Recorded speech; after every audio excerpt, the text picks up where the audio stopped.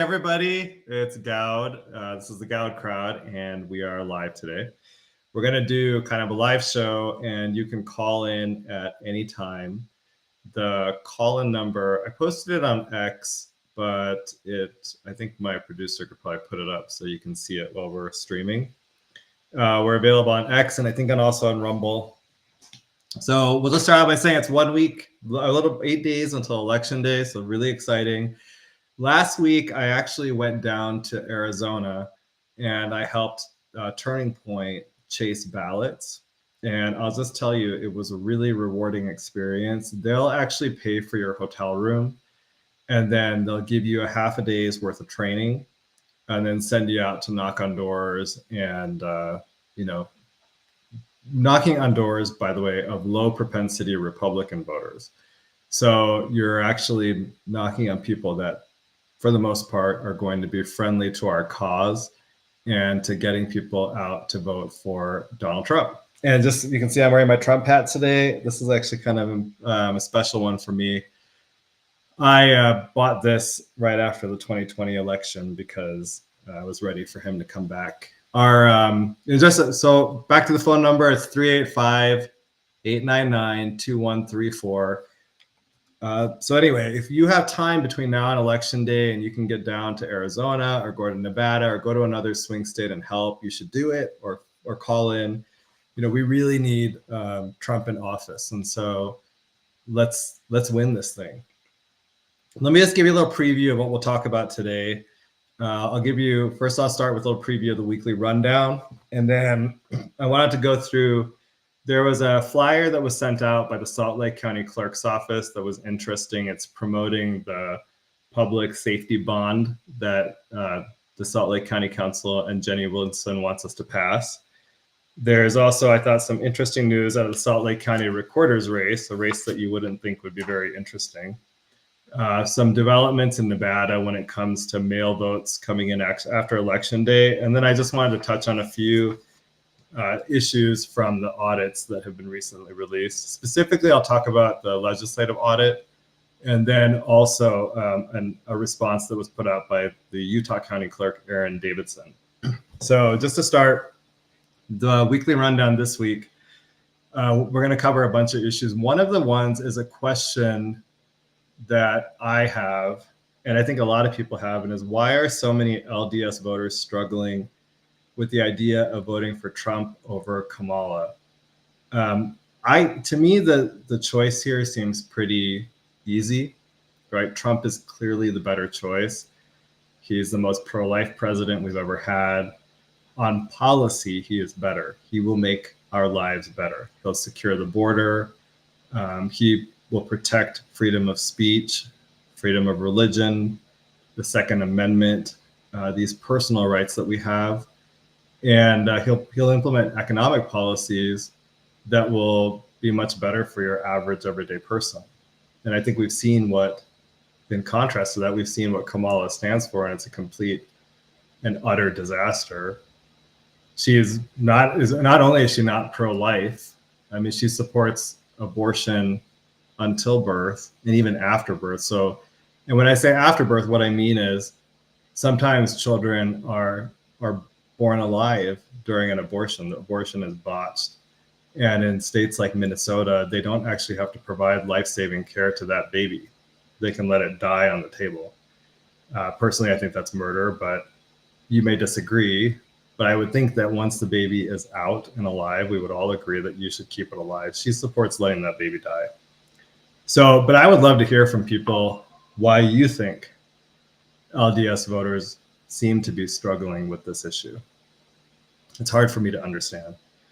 I want to also talk about, we've been engaged in some efforts to try to figure out how many illegal aliens are in Utah. We made a grandma request to try to get at least one way to figure that information out, right? We could look at how many new EBT cards have been issued every year to get a sense of if there's been a spike. We could look at how many driver's privileges cards have been issued to get a sense of how many illegals are coming in. But we'll talk about that in the weekly rundown. We also answer the question of who is the biggest spreader of election misinformation in Utah? Some of you might be surprised by the answer. And then one question I keep getting is, how should you vote on retaining judges? And I'll kind of walk you through that in this week's weekly rundown. So keep an eye out for that. It should start dropping tomorrow. Let's see. And then I want to get back to voting. Please vote early and bank your vote. And I want to explain the theory behind this. Democrats typically tend to vote early. And so if you have a Democrat who is running your election system, as we do here in Salt Lake County, they will be very particular about making sure that the election is running smoothly during the early voting period because it benefits their voters. And so if we are also voting early, we're just taking advantage of the processes that are already put in place and the protection that is there for Democrat voters. So if you're a Republican, or if you're voting for Trump, get out there, vote early, bank your vote. Okay. Well, again, if you want to call in, the number is 385-899-2134. Now let's get to the first story. Last week, some of you, I think everybody, received a little flyer it was like a postcard flyer from the Salt Lake County Clerk's office. I will share my screen. Hold on. Which I believe I can do. Well, I could if I could figure out which one it is. Here we go. Okay. See that? So this is the front side of the flyer that was sent to I believe every single voter in the county, and it's a postcard promoting the public bond, safety bond, that the Mayor Wilson, Salt Lake County Mayor Jenny Wilson, and the Salt Lake County Council are asking us to vote for. And so what this will do is it'll get funding to build a new jail and some other facilities. We'll end up in a debate recently. Actually, Mayor Wilson talked about this, and she said that if this is approved, it will result in a $5 a month increase in taxes for every single household in Salt Lake County, just for the bond. There will be additional tax increases that occur for operation of the new facilities as well. So keep that in mind as you're deciding how to vote on this issue. I thought something that was pretty compelling in that debate was that Jenny Wilson's opponent, Republican Aaron Ryder, said that that the reason why we're having to build a new jail is because Jenny Wilson has not spent the money necessary to properly maintain our buildings. And so they call it deferred maintenance. And so what's happening is that because she's not doing that, the buildings are not being, they're not being properly maintained, and they're deteriorating faster than they should, requiring us to spend extra money on, building new buildings, moving facilities. I know the other talk is they want to move the entire county complex that's currently up on, I think it's the State Street. I've been there a bunch of times, but I can't remember the street. But anyway, they want to move that whole facility because apparently trying to now spend money to maintain it or bring it up to where it needs to be is more expensive than just moving all of the facilities. And that's when I watched this debate between Jenny Wilson and Aaron Ryder, I was pretty surprised by this because Jenny Wilson didn't have a great answer about why she keeps deferring essential maintenance to county facilities. That seems like a really bad way to manage our budget, and it sets us up for having these types of situations pop up. So the current jail apparently is not even full. It's just that there's multiple areas that are unusable because they haven't been properly maintained. And so if we had a better mayor, which we now have a chance to do, maybe they would focus more on basic tasks before going and trying to get extra things. And I think that I would encourage people to go and watch that debate. It was actually really good, very policy based. And it'll give you a sense of, after I think Jenny Wilson has been in some form of elected office at the county level for about 20 years. It might be maybe 15. I can't remember the exact time, but it's a long time. And everything is worse under her. We have more homeless people. We have buildings that aren't being properly maintained. And so when you have that, I just don't know why you would reelect her when you have the chance to reelect someone who seems like they understand that the county should first take care of the basics, right? Maintaining your facilities, making sure the county is safe, taking care of the homeless problem. And Aaron Ryder seemed to be very knowledgeable about that and understand kind of how to take a good approach to it. So that's that. I wanted to show you this other side of it. I can't make this thing turn though. So I'll show you this just so in case anyone doubts that the Salt Lake County Clerk sent out this flyer. So I apologize that it's turned on its side, but see here, it's from the Salt Lake County Clerk. And I'll tell you, I think this is problematic because your clerk is supposed to be neutral in races.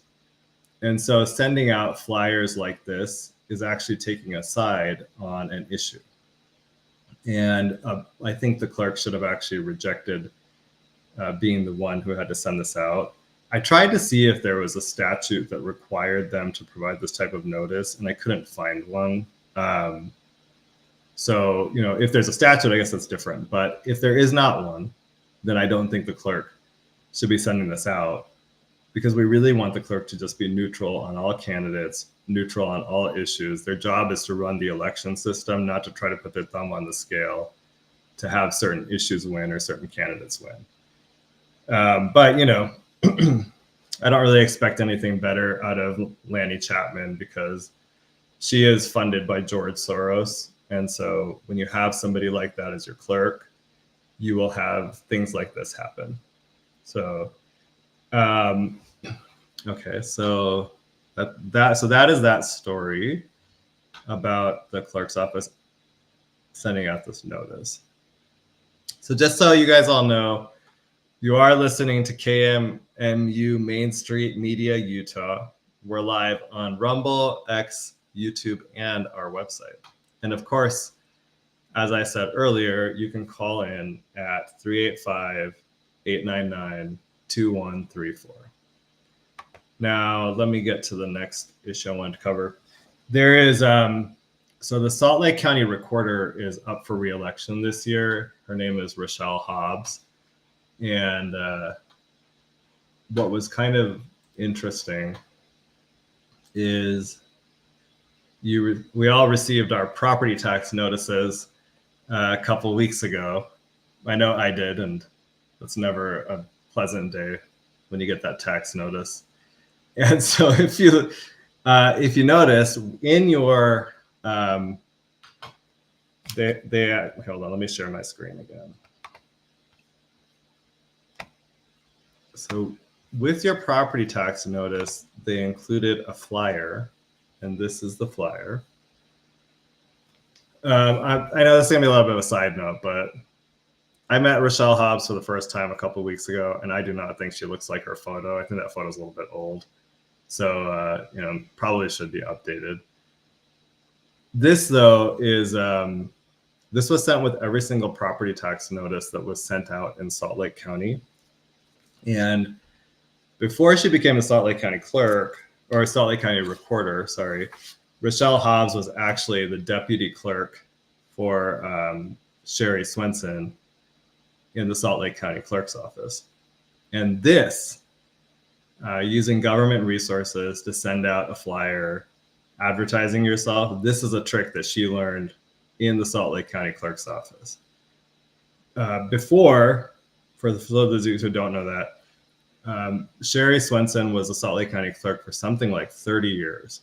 And one of the things that she used to do is she would use the ballots and the inserts with your ballot So like you would get a, you get like this, I'll just show it to you. You get an instruction sheet with your ballot, right? I don't know if you can see that.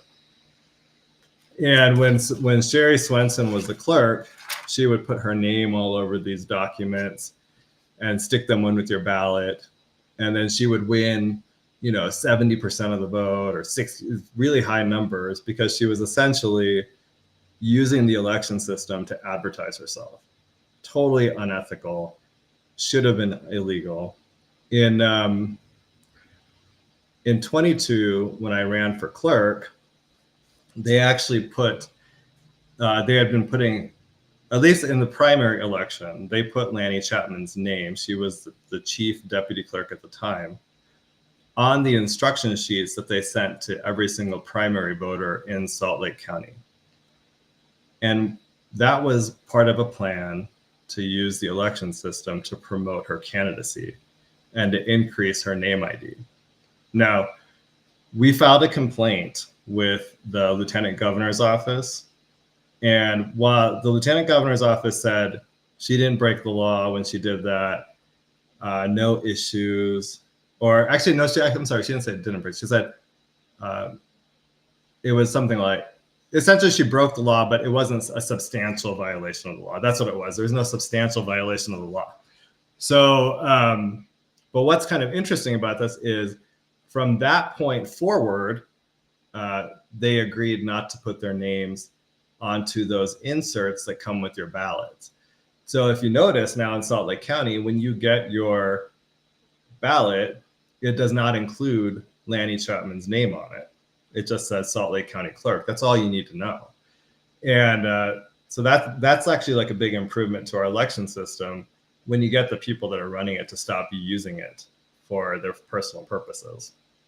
Now this here is basically Rashelle Hobbs was also doing the same thing when she was the deputy clerk at the Salt Lake County Clerk's office, putting her name on documents and things like that to give her name ID so that she can then run for office. This was as I said, it's a classic game. It's one, unfortunately, that the Republicans in the county council haven't done anything to stop. And so Rashelle Hobbs was able to send this flyer out a couple of weeks ago with every single property tax notice. And so there was a hearing on this actually before the council where they discussed this flyer.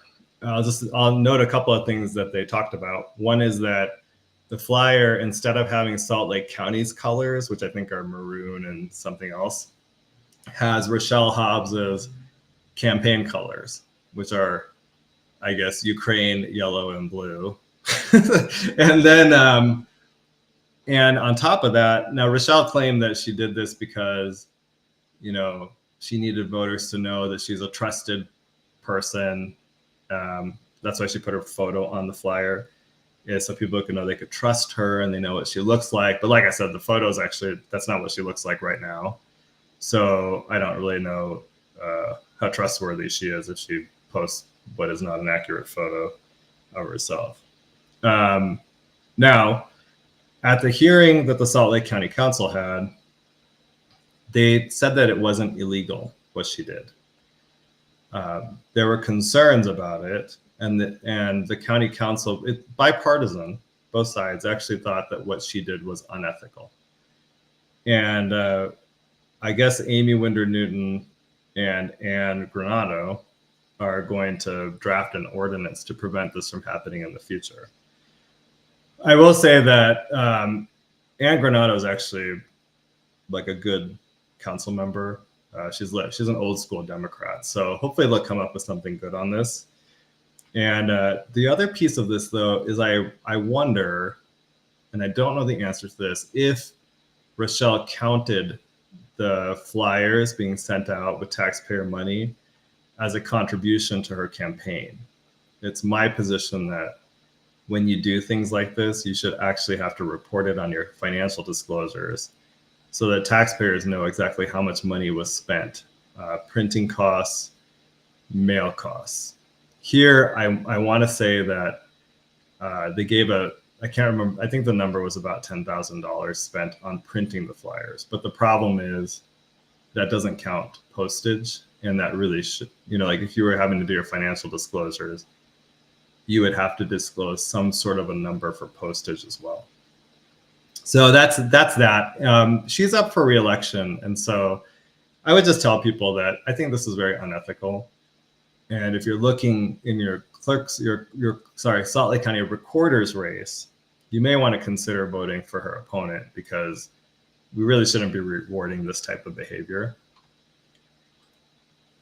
Okay, so then the next thing, this is kind of an interesting development, but and there'll be more about this in the weekly rundown. But last week, the Fifth Circuit Court of Appeals actually said that mail ballots have to arrive by election day for federal elections.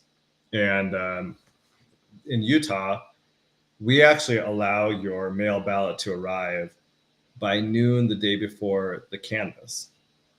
The canvass can occur up to 14 days after election day.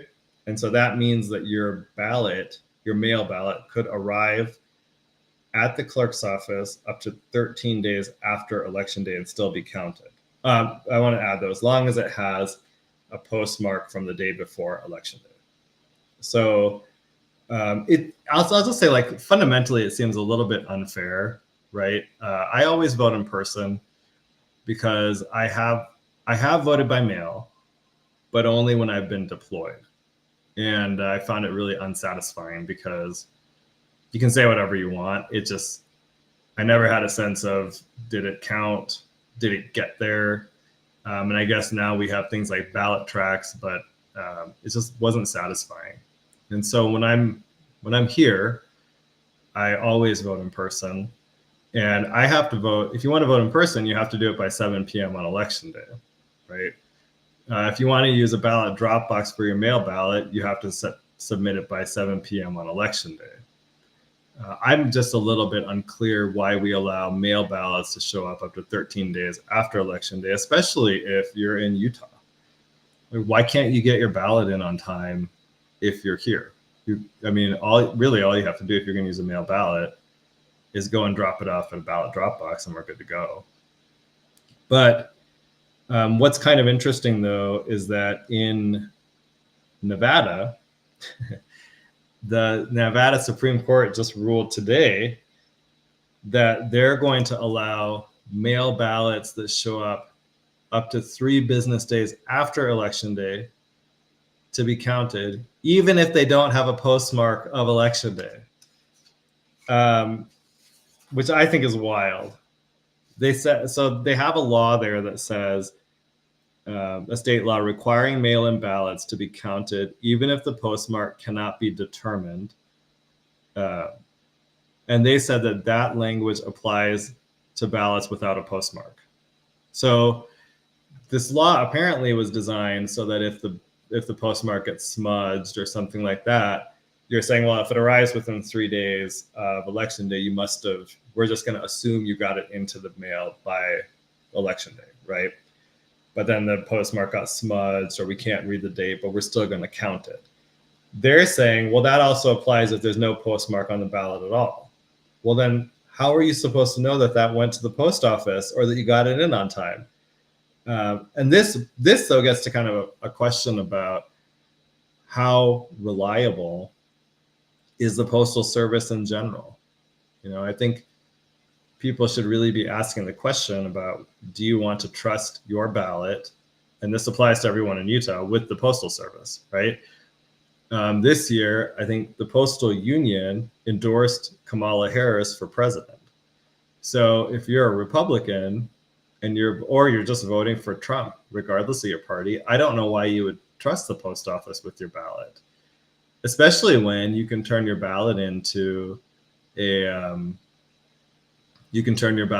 ballot drop box, which I think is much more secure, right? That's actually controlled. Chain of custody, when you do it to a ballot drop box, is completely controlled by your county clerk. So they will send out people to go pick up those ballots. It goes from your hands into the box, and then from there, custody is held by the county clerk's office. It's not given to the Postal Service to then take somewhere. If you're in southern Utah, take it to Vegas. If you're in northern Utah, take it to a processing center, do their little magic on it, send it to the clerk's office. It seems much better to just to take out that third party from touching your ballot. And so, you know, I've had people ask questions as we do the weekly rundowns and point out some problems with the election system, like what should we do? Why won't, you know, we need to, or one of the big ones is, why can't we get rid of mail balloting? And what I always tell people is, you know, your legislature is a lagging indicator, and they're not going to jump ahead of the population when it comes to something like mail voting. A lot of Utahns are convinced that mail voting is secure and that it's reliable, and or they're just willing to trade the convenience for much less security. And so if you have more than 90% of your population using mail ballots to vote, right, it just seems unlikely that your legislature is going to turn around and restrict, limit, or ban mail voting, because 90% of the people are using it to vote. So right now, you can vote using more secure methods. My view is the most secure method is to go and vote in person. And if more people did that, we'd have a much better case to make to the Utah legislature to say, we don't need mail voting. You know, it should just be for, you know, people in the military who are deployed or out of the state, people on missions, people who are too sick to show up to the polls. But for everybody else, you should go and vote in person. We can't make that argument now because in Salt Lake County, over 90% of the people use mail ballots. And so if you go to the legislature and say we should get rid of mail voting, they're going to say, why would I do that? It may poll at one rate, and I don't know what it polls at, but the ultimate poll is, do people use it? And the answer is yes. More than 90% of people, at least in Salt Lake County, vote by mail, and I think that applies statewide. So, you know, at some point it's on us to to show our elected officials what we actually want, and not just to want something without being willing to practice it when we can. So, yeah, so that's my thoughts on that. Now we'll turn to the legislative audit. Okay, so I think the legislative audit is actually very interesting, and let me just give you some statistics here. I thought this was kind of interesting, but you know, Governor Cox in 2020 collected 38,862 signatures. Okay, of those, 10,836 were declared unusable. So he had a 72% success rate. He ended up having 28,026 valid signatures, and he needed 28,000 to qualify for the Republican ballot. Now, my question is, how would you have responded if that happened to you? So you're running for re-election in 24. Would you collect more signatures than you did in 2020, seeing that so many of them ended up being rejected? And let me just add, he wasn't even the worst of this in terms of signatures being rejected. I think John Huntsman had something like 50% of the signatures rejected. I think Mitt Romney had something like that too. So he actually had a much better success rate than the other people did. So my personal view is you would turn in more signatures the next time because so many of them were declared unusable the first time you did this. And so you're now the incumbent governor. You have way more name ID. You control the political apparatus. And so I would think you'd actually turn in more signatures the second time around. What's interesting is that in 2024, now I'm going to say there's a little dispute here on the numbers, but Cox, I calculated the Cox turned in 33,475 signatures, but according to the legislative audit, he turned in 32,883 signatures. Regardless of which number you use, it's fewer signatures than what he turned in 2024 when he turned in 38,862 signatures. And I guess I don't understand why you would turn in fewer signatures the second time around after you almost didn't have enough signatures the first time because so many of them were rejected. What's kind of interesting, though, is that the validity rate in 2024 was higher. It was 85.2%. So in 2020, there was a 72% validity rate for signatures. In 2024, it went up to 85.2%. It's kind of interesting, but I just don't understand the thinking behind it. Now, let me show you this page from the legislative audit report. I apologize, my computer is a little bit slow, so it may take me a second here.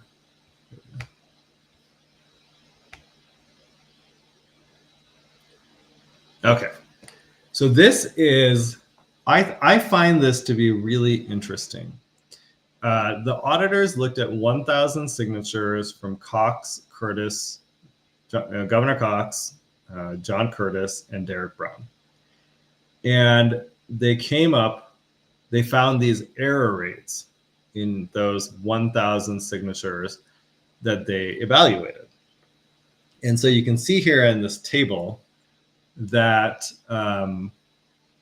they've kind of laid out, there are a lot more signatures that were improperly validated versus improperly invalidated. And so you can see that here. If you go by the middle of each of these, right? So for Cox, his incorrectly validated signatures were about 665 according to this, and his incorrectly invalidated signatures were about 93. So he should have had 572 fewer signatures.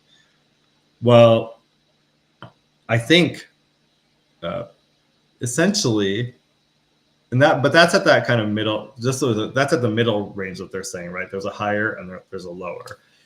But it looks like he may not have collected enough signatures. And that analysis, though, only applies to Governor Cox because John Curtis and Derek Brown turned in more signatures than he did. And so they had the appropriate cushion that they needed to be able to ostensibly overcome what they found in this audit. Now, I just want to add, they didn't actually review all of the signatures submitted by Governor Cox. And so we have to kind of keep that in mind because they have multiple people gathering the signatures. So it's possible that they had some people who were better at gathering signatures than others. Sorry, it's a lot of talking. I need some water. And so it's possible that there were some signature gatherers who were better at it and some who were worse at it. And so if you only take 1,000 in a sample, you may not be capturing all of those kind of variations that could happen. But at the end of the day, it appears that Governor Cox, probably did not collect the requisite number of signatures that were validated. Now, I think a lot of people are struggling with this and what should be done about it, right? And one of the things that the audit points out is that had he been told that he did not have enough signatures at the time, he still had time to go out and collect more. I think that's a fair point.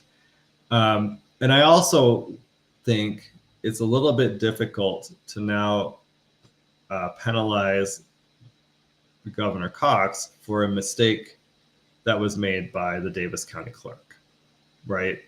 And I realize for some people on the conservative side, that's probably not what you want to hear. Although I'd like to hear other people's opinions too. So again, if you're out there and you want to call in, I'd love to hear what you think on this.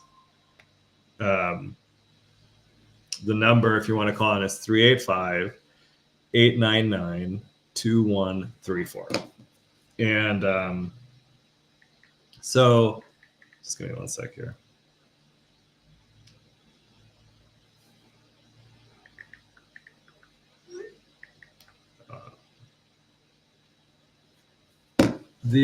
So this is so here's where we are.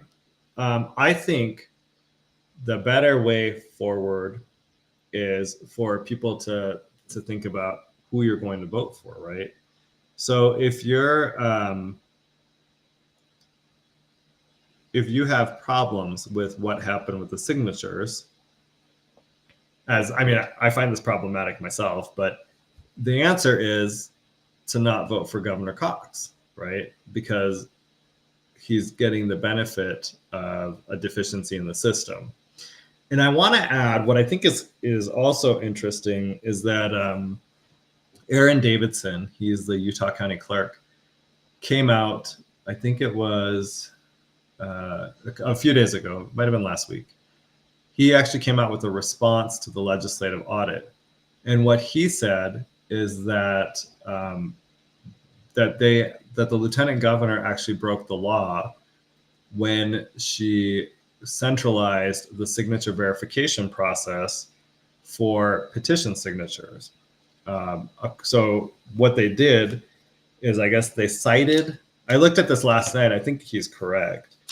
They cited laws that deal with registered political parties to say that the signature verification should happen at the lieutenant governor's office. In this case, what happened is that for statewide races, the lieutenant governor's office centralized all signature verification at their office. But then they went and they contracted that out to the Davis County Clerk. And I think some of that was done to kind of give some distance, because the lieutenant governor is essentially running her own election, and to give an appearance that there's separation there and not as much of a conflict. The clerk to do the signature verification. But under Utah law, it looks like that, well, under Utah, the Utah Republican Party is actually a qualified political party. And what the law says is that signature packets for qualified political parties should be reviewed by the county clerk of the county in which the packet was circulated. And I think this makes a lot of sense, right? Because you want, for one thing, dispersal makes it more difficult to have fraud, number one, but it also makes it less likely that mistakes made in one office will kind of become a big issue for what happened here. The issues with signature verification that the legislative audit points out are because it was all centralized in one office. Okay, looks like we have a caller. Let's Yes, we do. Okay. Tracy, you want to talk? All right, hey, Tracy. Go ahead. Hey, how's it going? Good. How are you? Good. I wanted to make a comment to your point of he could have had more time. Mm-hmm. We gathered signatures for the state flag. When they changed our state flag, we started an initiative and gathered our signatures. And they actually treated our signatures very different. The entire state, each county clerk calculated those signatures. So it wasn't centralized. And the scrutiny of it was like terrible. They'd make us turn them in every 30 days. And if, like, say somebody wrote the wrong month, like, for example, they collected it on 8/6, but somebody wrote 7/4 and they turned it in, and you could clearly see that the person just wrote the wrong date. They would kick the entire 50 signatures in that packet. They disenfranchised all of them. And so when they would do this, we were just learning the process, and we filed and asked the court for an extension.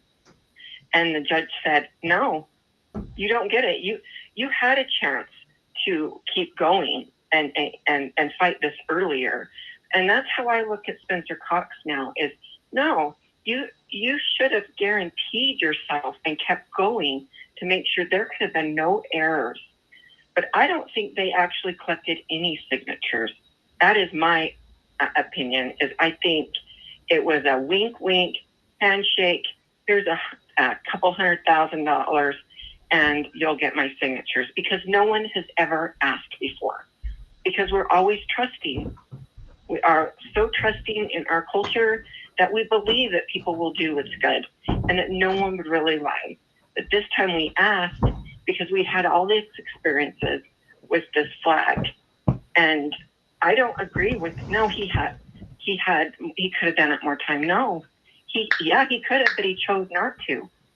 And the code says that they have to be reviewed up to 14 days. So even if the clerk quit, you would still say, no, I want you to finish counting all the signatures. That's the rule. And so I see. So because there's about, I think, according to some statistics from Lieutenant Governor's office, there's 592 signatures that were not reviewed. And so you would say that all of those need to be reviewed? those should have been reviewed by the time. So when they stopped, Spencer should have said, no, you got to keep counting, because the rule says you count them all. It doesn't say you stop. And he didn't do anything for it. And I don't think they really got them, because they won't even show us. They did show some, and they took the dates off. They said, well, here's a list, and they removed the dates. So to me, they're just pulling those from old packets. You think about it, they probably could use some of the flag signatures, because we just went and gathered them recently.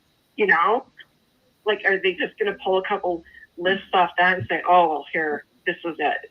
They like hid the dates on those signatures.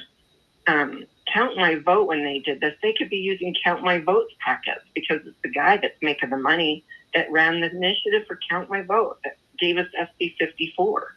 So Tracy, what are you saying, that you were treated differently than Spencer Cox?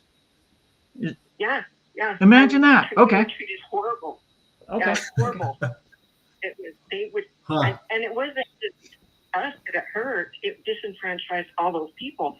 And when people signed for the flag, they were passionate. They were so upset that it got changed. And they would just disenfranchise their entire 50 signatures. And they never even told them. Didn't let them cure it.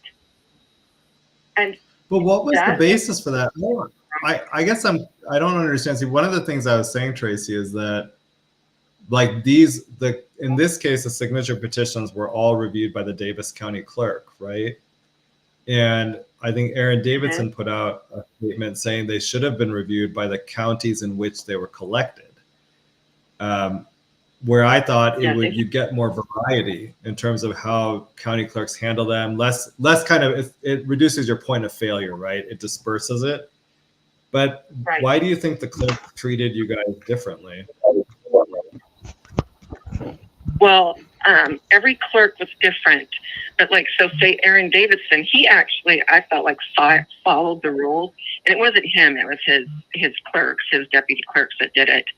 They would follow the rules, and you could say, well, you can totally see that was a mistake in the date, but when they would send them up to the lieutenant governor, they would then review them again. And if they found any ticky-tacky thing that they could disqualify the entire packet, they would send it back to the clerk and make them. Because I had clerks calling me and asking me, this doesn't seem right. So to me, she was misapplying the law. The 30 days is a different type of referendum or initiative. It's for the local, and those are really shortened periods. But she was applying it to hours. And so we'd have to turn them in every 30 days. And she treated us totally different, because she was on the flag commission to change the flag. And now she was over our flag initiative. And it's the same thing. She's over her own election. And when you centralize that, it does. You're right. It leaves opportunity for a farce to go. And my understanding is they hired one temporary employee. And that one temporary employee reviewed all 28,000 signatures for all those candidates, or whatever it was, because there was a lot of candidates that were statewide that collected signatures. So yeah, it doesn't feel good. And I don't believe in the thought of, well, he could have had more time. Yet when we asked for more time, and this was in January of this year, so we had 6 more months till November to collect the remaining amount of our signatures, we were told no. So it just doesn't feel right. I feel like they treat the people rules for thee and not for me. Like, it doesn't feel good. Well, I guess, what do you think the solution is now? I would, to me, it's a fraudulent, and he was illegitimate candidate. And that means that the election should be stopped and not certified, and a special election should be held. And the federal one can still go on. The president can still go on, because nothing in the law says that you have to hold your state elections at the same time as the presidential. We hold special elections all the time. And I think that we owe it to the people who already don't trust the elections. I think the legislature and everybody owes it to the people to make sure that we have free and fair elections, and make sure all these lawsuits that are going, especially for the governor's race, that it gets held appropriately. And you think it's just not the governor. I have a friend that was hurt in the state race, in the state school board race. She got over 60% and then had to spend more money through her primary and lost. So I just don't think it's right. He didn't get the signatures. He knows the rules. He's lieutenant governor before he was governor. Yeah, no, that's a fair point. I mean, I don't know if you heard the earlier part where he collected a lot more signatures in 2020, like about 5,000, little more than 5,000 more. And he ended up having more than 10,000 signatures declared unusable in 2020, and then turned around and collected fewer signatures in 2024, which surprised me, because I would have assumed you'd collect more signatures because you'd be afraid of what happened in 2020, where you almost didn't make it. Right. And I did hear you say that, and I found that interesting. And I wondered if they just barely said that they were going to start, like, if during that year, was it around each county that everybody turned it in, or was it contracted with the Davis County too? When did that change? I don't know. I tried to figure that out, and I could not find reporting on where those signatures were actually reviewed. I'll try to do more digging on that and see if I can figure that out, though, because that's a good question. Well, and I'll tell you, it's hard to collect signatures for a candidate, because I tried even with Phil Lyman, and if they don't know you, they won't. They don't really want to sign. But the flag was easy. Everybody wanted to sign that. I mean, people were passionate. So I just don't believe that he got them, because I don't think people are happy with him. I think they wanted to see a different direction. I think that was reflected in the convention and the caucus system. People aren't happy, and they want a different direction for Utah. And I just think the legislature owes it to the people that nobody's feeling like this was on the up and up. Everybody's feeling like we don't have free and fair elections, and this is really, really bad for Utah. It is, and it'll further divide us. And that, just like SB 54 did. SB 54 fractured the Republican Party. And this stuff's just continuing to do it. Yeah, I get that. I wasn't here when they passed SB 54, but it sounds like it. I mean, I see the effects of it, and it does seem like it's not a positive. So it definitely undermines the caucus convention process, and I think that was the purpose. So it was, and I still don't believe that it allows for it to veto the convention. I don't. I think the purpose of SB 54, the original, when it was originally passed, it had open primaries, part of it. That was a part of it. And I think that was the main reason for it. The way I read it, when I read through it, to me, and so when they sued, that part got determined it was unconstitutional, so they had to remove it. But my thing is, they've misapplied the law. The SB 54 now, all it provides for is if somebody wants to create a party, because the Republican Party already is typically a qualified political party because their candidates poll so high. They win a lot of seats, you know. So it's automatic. It's like if you do 2% or more, you're an automatic qualified political party. But if you start out as a new party, you have to show that you get enough support to be on the ballot, is what the reasoning is for. So you would have to go and gather signatures to show your candidate, you know, is polling enough people and is getting enough support that they do deserve to be on the ballot, and put your party's name by it. Otherwise, that's to me how I read the law, because it even says that you can be elected at convention, and under a qualified political party, you can be nominated at convention. And if you are, the party is supposed to certify you the following Monday after convention. And Rob supposedly did that. But I think Deidre took upon herself to determine what the law said and forced a direct primary, which is illegal. So we'll see how all these court cases come out, but I think the legislature owes it to the people of Utah to stop it and say we need to investigate this more. And we have laws that are in position to actually take over and allow for a temporary governor. It's the president of the Senate. Mm-hmm. So we have the laws that actually are there and to provide for this situation when something happens like this. But in Utah, the culture is like, don't rock the boat, don't upset anybody.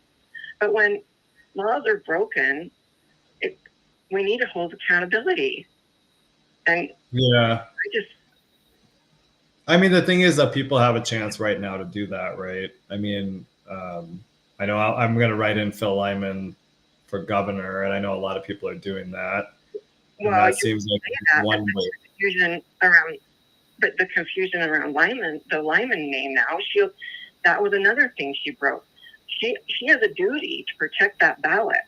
And boy, she did it when Boehner ran, was going to be the lieutenant governor. Boy, she denied him. She wouldn't even let him in the door.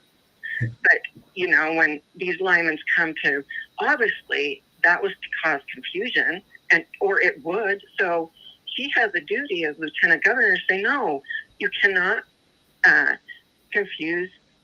voter confusion. And if you're going to run in the same position in the same last name, that will happen. So I cannot let you on this ballot. That is what she should have done ethically and morally, and she didn't. And I don't know, there's talk that it might have been encouraged by someone to go and run. Or induced. No one buys me stick dinners, but so it has caused a lot of confusion, because, you know, I've seen these messages rolling through these chats, and this one guy saw somebody write in Phil Lyman on their car and said that they didn't vote for Lyman because they'd heard he dropped out, and he would have voted for him. It has really hurt our community. Yeah. Well, no, this has been a great call. I think you're right. We do have a lot of work to do on making our elections more secure and more fair, and to increasing people's confidence in them, at least to those who are paying attention. Thank you, Tracy, because, you know, all of this that's going on, it's shady.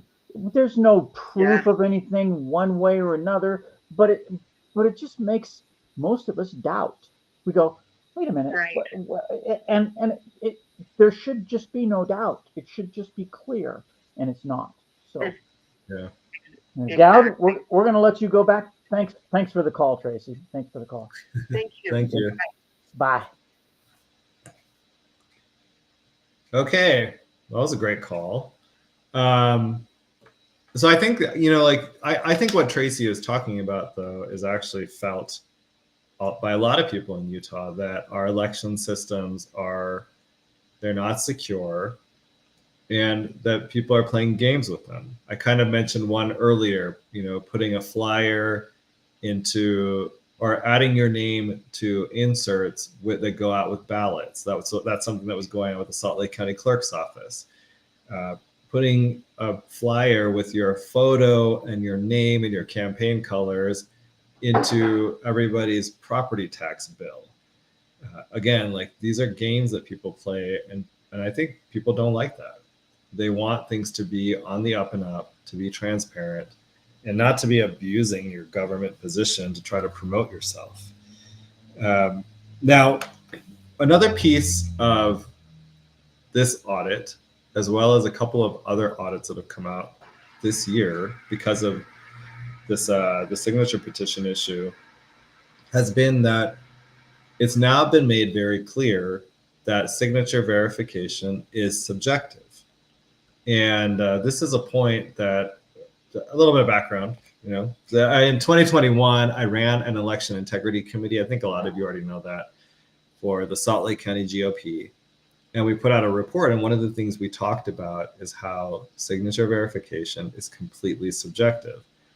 In Utah, with mail ballots, your signature is your ID. So if you use a mail ballot, you don't have to show your photo ID to vote. You just sign you sign the envelope that your ballot that you put your ballot inside of.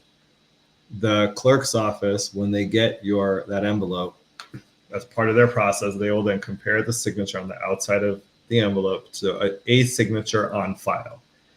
They continuously add new signatures to your file. So it's actually not even a static form of ID. It's one that is constantly changing. And then they try to see, I think it's if they're substantially similar. What all these audits have pointed out is that, or admitted finally, is that signature verification is subjective.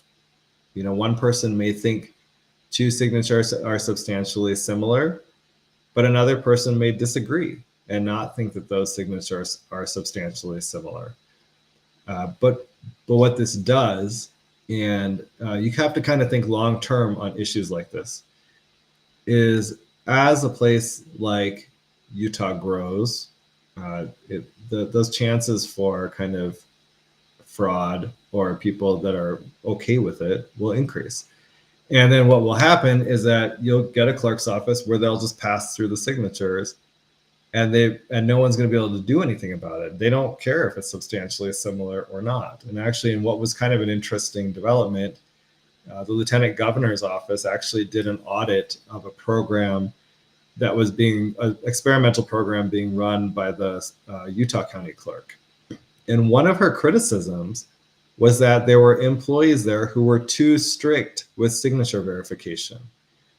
So the Lieutenant Governor of Utah is actually advocating for relaxed signature verification standards, meaning that she could end up allowing signatures that don't match to clear because of what she's promoting.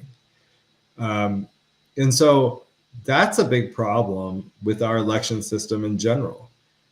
And I think a lot of people, Tracy kind of brought this up, is that a lot of people trust everybody. It's this blind trust to people in authority positions, elected positions, government positions.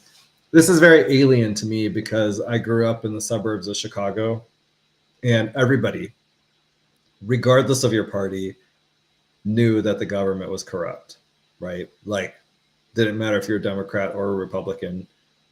It was a joke in Illinois that all our governors go to jail, and it's a completely corrupt government. Utah has a very different culture, though, and it's one where people just blindly trust each other. And that shows when you're talking about these something like signature verification. There's a lot of people that I've talked to who they'll say things like, it's your friends and neighbors doing signature verification, and you should trust them. Well, Utah's the fraud capital of the country, and I think it's because people trust each other too much. and they don't have those normal kind of doubts about other people's intentions that you should have. Now, that's one thing. If if first of all, none of my neighbors and friends work for the clerk's office, so I've known one woman who worked there, and she is trustworthy.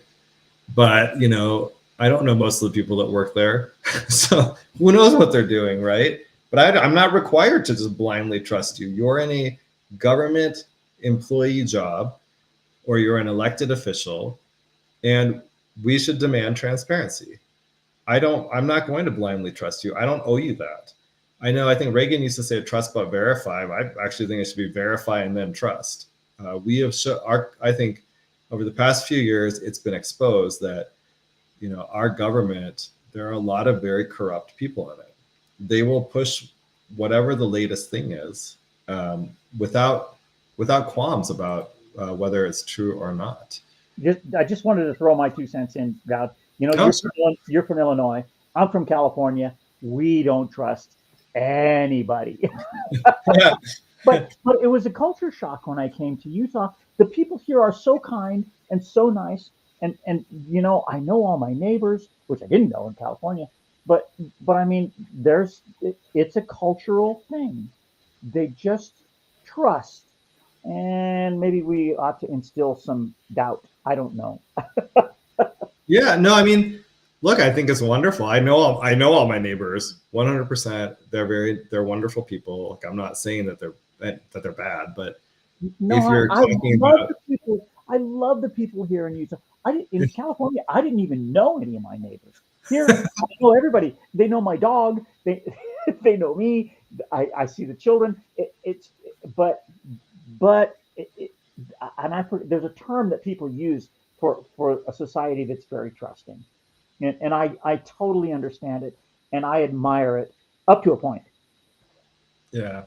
And I guess my whole thing is, I don't think you should extend that to your government, right? Government is just, no offense to anyone in government, but like it doesn't tend to attract. It attracts a lot of good people, but it also attracts a lot of people that are willing to, they're in it for themselves, and you just want to watch out for that. Have your eyes wide open, verify everything. They have all the incentives to do bad things. So you should doubt them. Trust, verify, but trust. I like the way you spun that the other way. Yeah, verify, but trust. Yeah. Verify. And then trust. Verify, then trust. Yeah, exactly. That's interesting though. Yeah, it's been a culture shock for me too, because everywhere else I lived in DC as well, and DC is a mess. Local government totally corrupt. And then I lived in Dallas, and Texas is probably a little bit better run, but I'm at a corrupt. I wouldn't trust government. I don't care who's running it, which party. There's just a lot of incentives for corruption. There seem to be a lot of people that go into the government and get very rich, and so you kind of ask questions at that point, right? Like, why is that? And there are incentives set up in this system where they want power. They're there for different reasons. I know I've talked about this before, at least in some of the weekly rundowns and then on X, but like the Salt Lake County Clerk is a good example of somebody who I wouldn't trust. She was funded by George Soros. He does it now. The Salt Lake Tribune would constantly say, "Oh, there's no direct donations from George Soros to Lanny Chapman," but of course not. George Soros isn't stupid. He knows that nobody wants to see his donations on their financial disclosures, so he does it through front groups. And in this case, he did it through a PAC called ODP Utah. He and his friends donated $180,000 to help get the Salt Lake County Clerk elected. And I would just ask people, why do you think he wanted her in office? He's had a project since 2006. I mean, look, I think George Soros is a very evil person, but he's a genius. So since 2006, he has had a project in place to get Democrats who will undermine election security elected into Secretary of State and county clerk positions across the country. That's how ahead of Republicans he is in terms of kind of seeding the place for the society that he wants to see, which I don't think is a society that most of us want. And she is part of that. You know, he gave her $180,000 to get her into office. I think people should ask the question, why? What did she promise him in exchange for the $180,000? And why won't anybody in our media ask her the question? Like, why did George Soros have any interest in you at all? And I'll just add, she went to one of the worst law schools in the country. I mean, it's literally at the bottom. And, you know, someone who, you know, like when you initially start out in the legal industry, where you go to law school actually matters, right? Like, because you don't have a work history. And so people do look at that and they do judge you based on where you went to law school and where you graduated in your class. And so if you went to a really bad law school, they might take the top students, but they're not going to take anyone from it. If you went to a really good law school, they'll take more of the body. She went to one of the worst law schools in the country. And for some reason, the Salt Lake County District Attorney's Office hired her.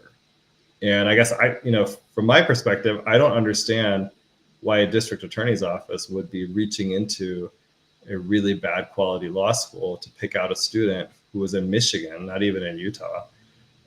Like, what was the connection? Was there already a Soros connection built into this whole thing? Like, she was already a political activist and kind of being set up for this. We do have kind of this group of people in Utah who are transplants and are here and are very leftist and are seated here, I think, for some reason, so that they can try to change the state and turn it blue. And look, just so it's clear, I don't think all Democrats are bad. Like I said earlier, Ann Granado on the Salt Lake County Council is actually fantastic. She is an old school Democrat, and I may not agree with her on every issue, but when Candace Duncan is the one that exposed that men were being allowed to use women's locker rooms in the Salt Lake County recreation centers. Like, she actually swims every day, walks out of the shower, and there's a naked man in the women's locker room. Okay, she screams, he runs out of there. She actually engages with elected officials in Utah, starting with the Salt Lake County mayor. She writes Salt Lake County Mayor Jenny Wilson in letters saying, hey, look, this happened to me more than once. It wasn't even one time. One time when she encountered a man, he was wearing like a pink gas mask. I mean, a total freak in the women's locker room, and apparently was a regular at doing that. Jenny Wilson's response to her was, well, if you're uncomfortable sharing the women's locker room with a man, you, the woman, need to go and use the individual changing room. And I only mention this to remind everybody, Jenny Wilson is up for re-election this year. That would be the top reason to kick her out. She would not fix the problem on her own. And we couldn't get the Salt Lake County Council to fix the problem because we have some Republicans who are a little bit weak. For example, Amy Winder Newton, not that I'm trying to mention names, but Amy Winder Newton was okay with men using women's locker rooms, she still is. So when you have people like that aren't willing to handle the problem, when they come up for re-election, you should solve it. We ended up having to go to the state legislature to take care of this. And we didn't even get a fully satisfactory bill because, the reality is that our legislators like to move in incremental steps. And so instead of just doing a categorical ban on men using women's bathrooms and locker rooms, they came up with a compromise that we'll never be able to enforce, right? So if a man who is pretending to be a woman and has mental health problems gets bottom surgery, then he can go and use the women's bathroom and locker room. But how are you supposed to enforce that, right? It's impossible. And so the better method would have been to say men are categorically banned from women's bathrooms. and that's it. But anyway, back to my original point here is Ann Granado is like an old style Democrat. I don't have a problem with someone like her. We had a wonderful, when we were working on this and trying to get the Salt Lake County Council to ban men from women's locker rooms, we went and had a more than hour-long discussion with her. It was completely engaging and pleasant. And like I said, it doesn't mean that we agree on everything, but I thought she was great. I think that's the type of Democrat I wish we had more of, because she was normal. Today we get Democrats like Sahara Hayes, who's a representative, I think in maybe District 32 or something like that. She is a heterosexual white woman, but she is with a man who is pretending to be a woman. And so she claims she is part of the LGBTQ plus community. As many of you know, I am gay, so I'm actually, the G part of the community. But she tries to claim membership in our community, even though, as far as I can tell, she sleeps with a man, because there's no indications that he's, gotten the snip and taken care of that problem. So, but anyway, like, that's the type of Democrat we get today, is the one that is like, has, thinks being with a man with mental health problems means that you are now part of the LGBTQ community, even though you're with a man, right? Like, if you're a woman with a man, you are heterosexual. You are not LGBTQ plus or whatever. Okay. Anyway, I was got off on a little side note there, but like I was saying, I think the over trusting, and like Dwayne said, there are positives to this. We do have a very nice state. People are extremely kind, but it also leads to people being a little bit naive about the truth about human nature, and that is that people aren't perfect. Utah is the fraud capital of the country, and I think it's a result of over trusting people instead of asking those questions, right? Instead of being doubtful, and especially when you're talking about people in government, that's where you don't. Like I said, you get some good people in government. I've worked in government before with some amazing people. You get great people in the military, but there are also bad people who are there to promote themselves and to profit. And so you really have to ask these questions. And so when someone is running your election system, you should be asking serious questions about what they're doing, right? How are they running it? Should the state that's the fraud capital of the world have use signature verification for your ID for mail ballots, right? When that is completely a subjective way of verifying someone's identity.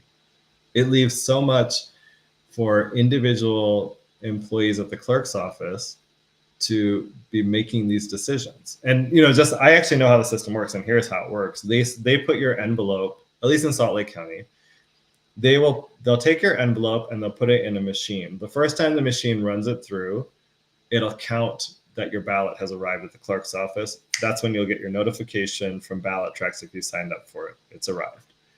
The second part is they'll scan it a second time. And the second one, it will do signature verification. So on that round, the software will see if the signature on the outside of your ballot matches a signature on file.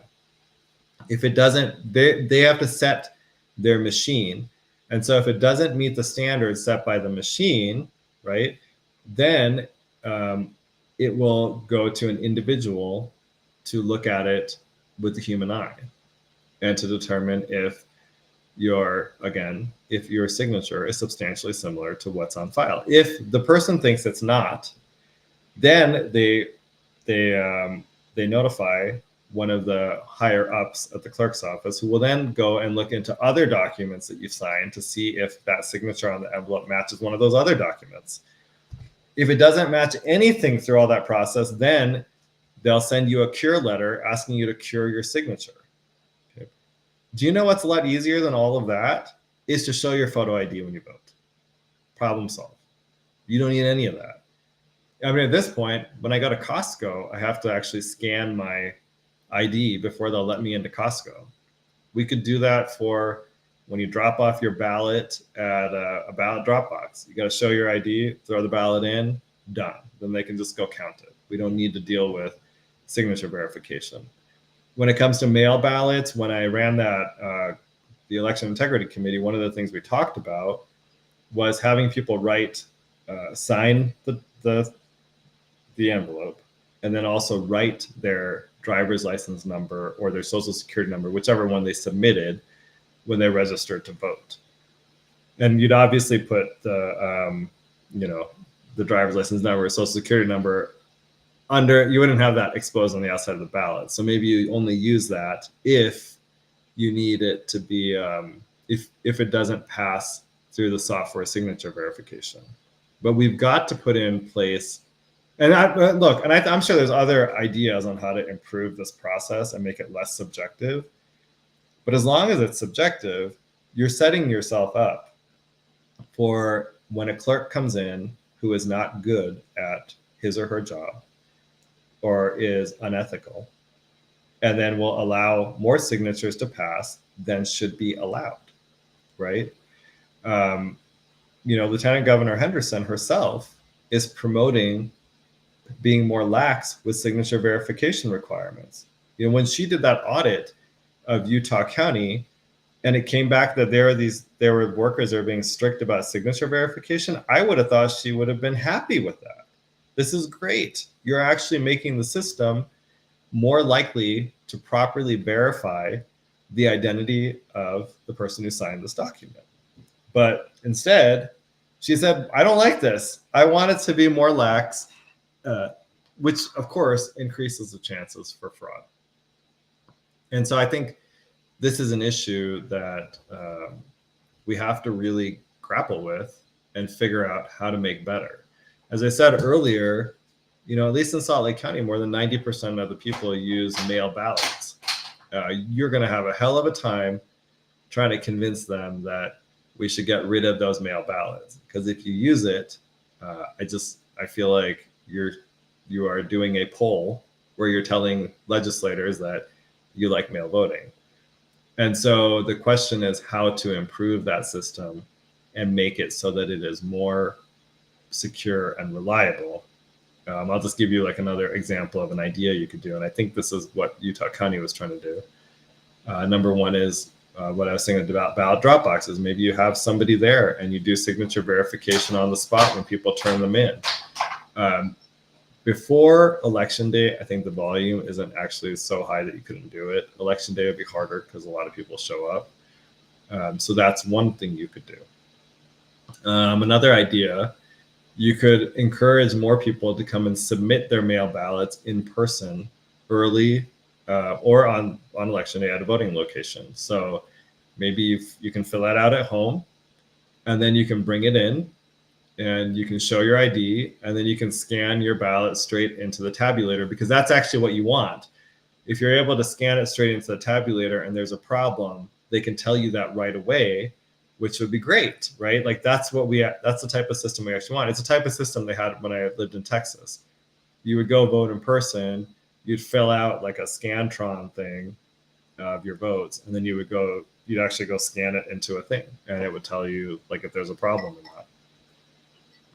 Because I mean, another issue with mail voting in general is just that, like, even after they verify your signature, see, like one of the issues that keeps popping up is Lieutenant Governor Henderson will tell people that to sign up for ballot tracks because it will tell you when your vote is counted, right? And I'll just say, if it can tell you when your vote is counted, how is your ballot secret? Like, is your ballot actually secret if they can tell you when it's been counted? And the answer is, if they could tell you when it was counted, no, it's not secret, but they actually can't tell you when it was counted. What they do instead is that it's telling you when your signature has been verified. Because once your signature is verified, like I talked about in the process, your ballot is pulled out of the envelope and separated from the envelope. There's no personal identifying information on your ballot. It's only on your envelope. And so at that point, your ballot is secret. When that separation happens, or actually when your signature is verified, is when Ballot Tracks notifies you that your vote has been counted. But that doesn't mean that your vote has been counted, right? They could throw your ballot away after they separate it. I'm not saying that happens. I'm just saying they could do that. But there are processes that they go through that can where they can actually change your vote. So, for example, if there are any marks that are unclear on your ballot, maybe you mark more than one person for a vote. I've seen a lot of times where people cross things out and then they'll fill in a different bubble, so they change their mind. I've seen ones where they draw a picture on it. I don't know, whatever, write a snarky message, things like that. In all of those cases, the clerk's office will then have to adjudicate the ballot. And that means that they're going to have to go and try to determine your intent. They'll have a team of 2 do that. And there's poll watching allowed. But the reality is that they could change your vote during the adjudication process. That is a power that they have through the software. Another thing they do is they duplicate ballots. A lot of ballot duplication is actually happening from people that are overseas, because they'll get a UOCAVA ballot is what it's called. And I don't remember what the acronym stands for exactly, but they'll, like last time I was deployed, I got an email with the ballot. I had to print it out, fill it out, sign some affidavit. Just so it's clear, when this happened, I was in Dallas. So I'm just assuming it's the same way here, but I had to mail that in. And then what they'll do in Salt Lake County, at least, is they'll take that ballot and they'll transfer it, duplicate it onto a ballot on normal paper. And so then they'll take that normal paper ballot and they can scan it into their tabulators so they can count your votes. Otherwise, they won't be able to do it if you send them like a normal 8x11 printed out piece of paper that you have filled in yourself. So really, when Ballot Tracks is telling you your vote is counted, it's misleading you. And it's making it so that people don't understand that there's all these risks with mail voting. So like I pointed out here, one is signature verification, which I think is problematic because there's in addition to everything we just talked about, think about it this way. I'm 47, pretty sure I'm 47. Oh, I'm 47. And I learned how to do cursive when I was growing up, but kids today, I think, don't even learn how to do cursive. So how unique do you think their signatures are if they're not learning cursive and maybe not even learning how to sign a document? I wanted to add a little thing to this, Goud, because first, UOCAVA is Uniform and Overseas Citizens Absentee Voting Act, okay?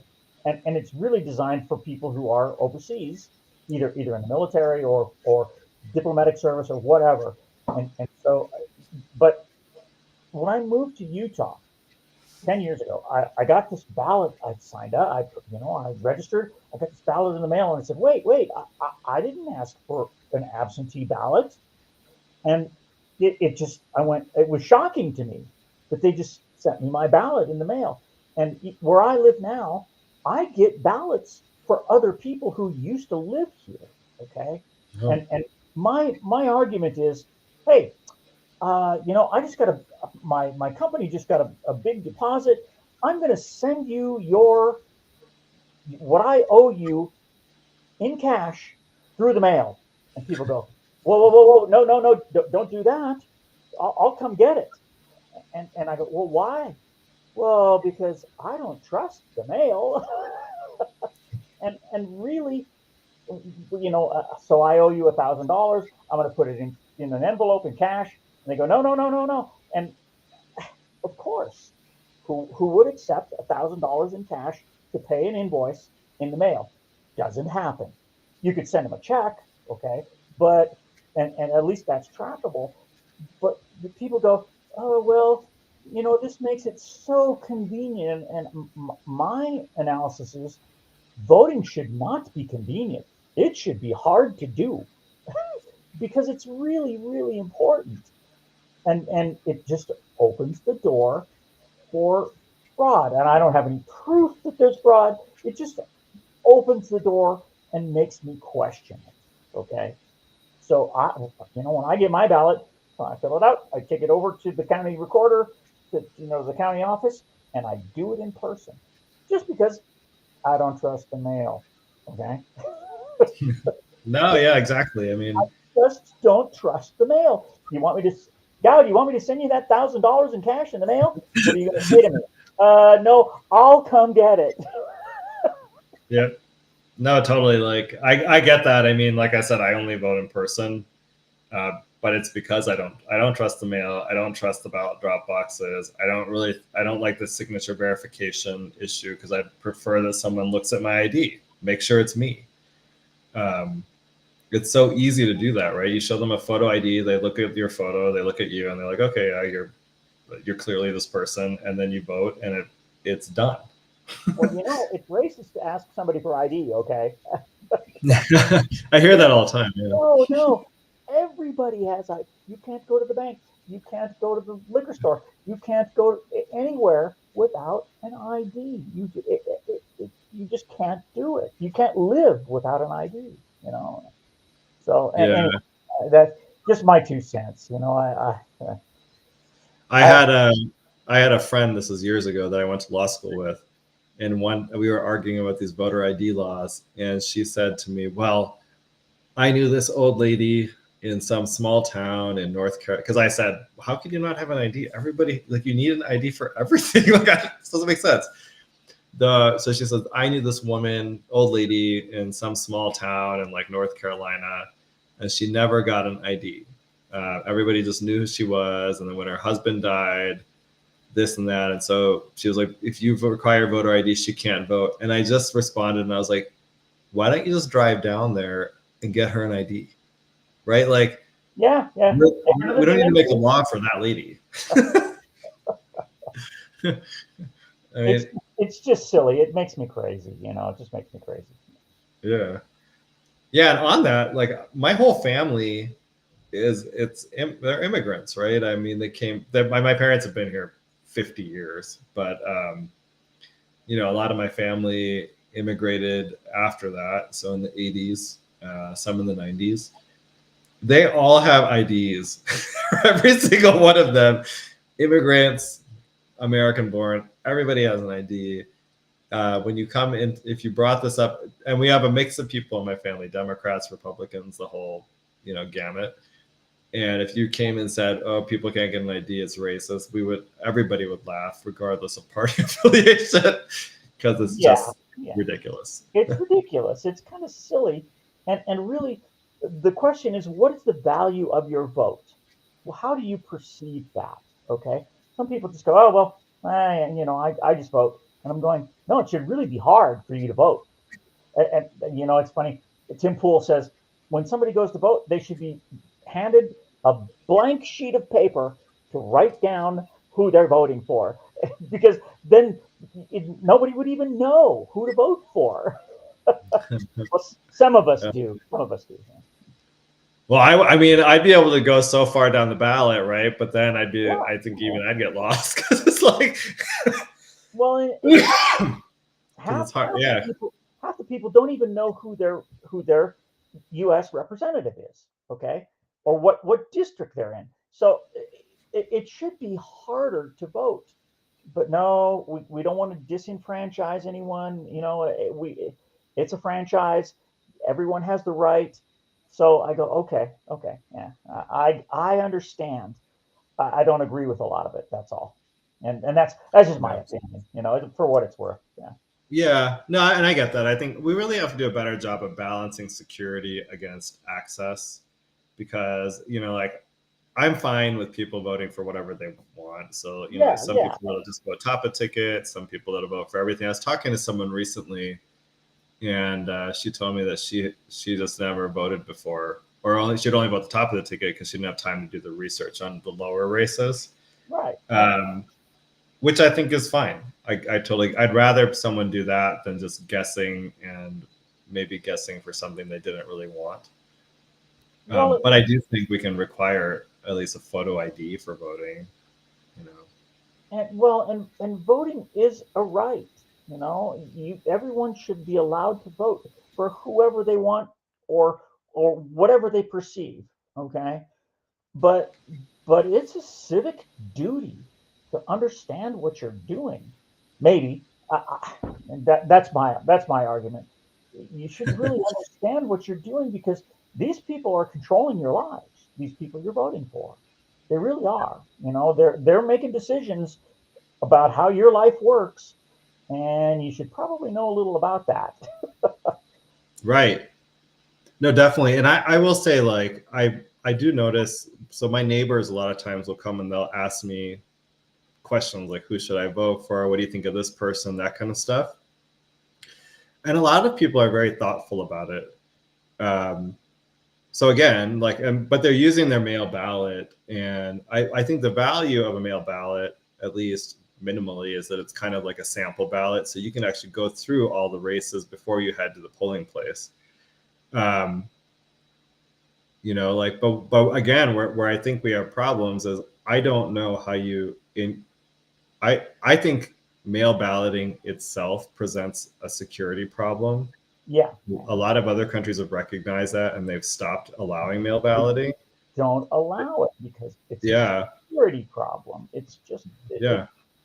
And the other thing is the whole idea. I moved here and I found out about the caucus, and I went, wow, this is great, because now I can go to my neighbors and they can tell me who's good and who's bad. So then I became, a delegate, and I went, now I'm going to find out myself, and I'm going to help my neighbors decide, and they want to get rid of the caucus because they say, well, it's just a few people making decisions. Yeah, but these are people who are interested, who are vetted, who are going to go look, who are going to go talk to the candidates. And I just thought it was the greatest thing since sliced bread, because we didn't have that in California. California was it was a free for all. But here, the caucus system is really brilliant. So I became a delegate. Yeah, as somebody who's run for office before, it is your caucus voters are your toughest voters, or your toughest constituents, right? They're going to investigate you and vet you so that they can tell the other people in their precinct who to vote for and why. Okay. Yeah. So I just thought it was the greatest thing since sliced bread. I'm going, this is really grassroots participation, and so I became a delegate, and even that it's a responsibility. It's a responsibility. So. Yeah, and to Tracy's point earlier, I think SB 54 really undermines that, even though, and I think our local media does a bang up job of constantly criticizing delegates, right? Yeah. But if you actually know delegates and you watch them go through the process, they spend hours and hours vetting candidates, asking them the toughest questions. I mean, I've been asked tough questions where, like sometimes I've just been taken aback, and but in a good way. Like, wow, they're paying attention. They are challenging me on whatever issue. It's wonderful. They're vetting candidates. They're talking to them. They go to the cottage meetings. They listen, and the media says, well, those people, that's just elitists trying to control things. And no, it's not. That's what the media would like you to believe is, oh, well, this is undemocratic, when in fact it's the most democratic of anything. Even though I hate the word democratic, because this is not a democracy. It's a republic. It's a constitutional republic. Don't try to convince me otherwise. Democracy.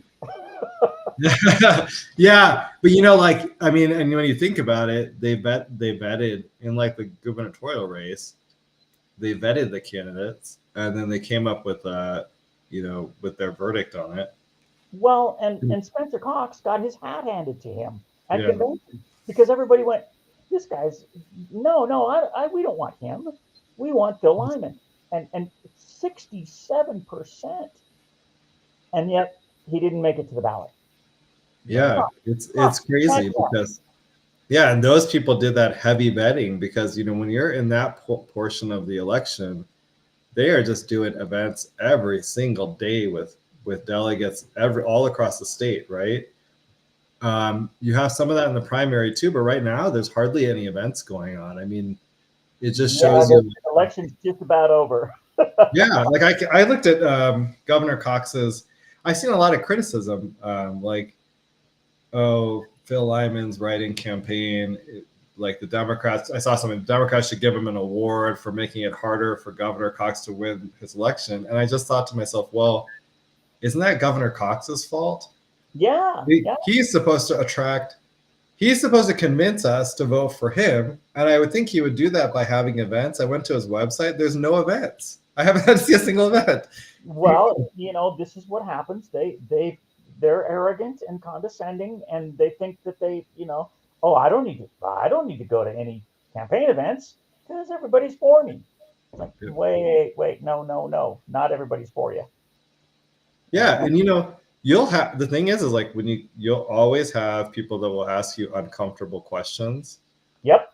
But learning how to deal with those actually makes you a better candidate and also a better person. I had one woman once who accused me of being anti-Semitic because I criticized George Soros. Yes. And it was, like it took me a minute because I was like, what? That has nothing to do. My criticism of it has nothing to do with him being Jewish. But I actually explained to her, I was like, can I address that? And she was like, yeah, of course. And so I was like, well, my criticism has nothing to do with him being Jewish. It's about the policies that he promotes. And let me just add, the reason I criticized him is that I'm just a normal guy who stepped up to run for office. And he funded my opponent and sent out what I believe are racist flyers where they darkened my photo in them and then mailed them to voters and mailed them, including voters, they mailed them to every single person that I worked with. Yeah. It was a concerted effort, I think, to get me fired from my job. And I had no ability to counter that. This guy's a billionaire. I'm a middle-class guy in Utah who stepped up. And at the end of that, she was like, oh, I didn't think about it that way. That's a really good point. Yeah, be careful. Be careful. If you step up, you become a target. Yeah. Right? Like, especially if you're a Republican. Well, even if you're RFK, not a Republican. Yeah. Well, that's a good point. Robert Kennedy Jr. He became a target because he didn't go along with the narrative. Okay. Yeah, that's a good point. This whole thing with Trump, people, you love him or you hate him, and yeah, he can be a jerk, but dang it, if he isn't a businessman who kind of knows what he's doing, and even he went the first time he said, I didn't know it was as bad as it is. Yeah. And I'm not a huge fan of Trump, but dang it, he fixed things. He's a businessman. He sent out some mean tweets. Oh, so what do you want? Somebody who can deal with the especially what's going on in the world, with wars and all of that, or do you want somebody who's just going to be a candy ass? Okay, I don't know. I'm kind of a hard nose. What can I say? Well, he earned my vote this time. I'll just be honest with you. It was the RFK, the endorsement really helped, I think, a lot. My main concerns with Trump after the first term was the COVID issue. Yeah. So the RFK Jr. and then the McDonald's thing. That was a chef's kiss. I will walk over glass to vote for that man. Well, it was a meme, and it's like it was funny. He went into McDonald's and he's cooking fries. It was just a meme. It was a meme. It was. I just think he's more relatable, right? He doesn't judge normal people. He punches up. So when he's like insulting people, it's always like famous people. I don't, he doesn't insult the everyday person who's trying to. Well, and one of the things I tell people is you got to remember where he came from. He was doing real estate in New York and New Jersey. Then he was dealing with the mafia. So he's got to be a jerk, Yep.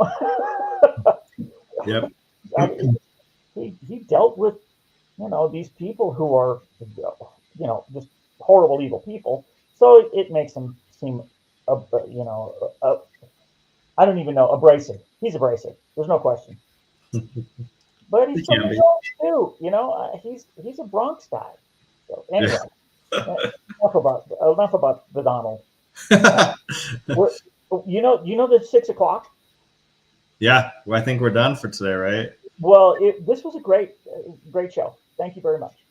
Oh, thank you. Well, everybody, I think we're just about at our time here. Yeah. So we'll be back I'll next let Monday. you sign off. Oh, okay. Okay, well, it's been a pleasure. I hope that the information I put out today was helpful. Keep your eye out for the weekly rundown. I think it'll be really helpful for people.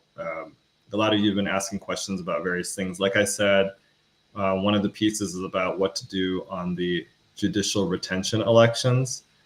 And I think you'll find it very informative about how to vote on those. And hopefully we can use the information that we put out, and we'll continue to do this to make improvements to our election system.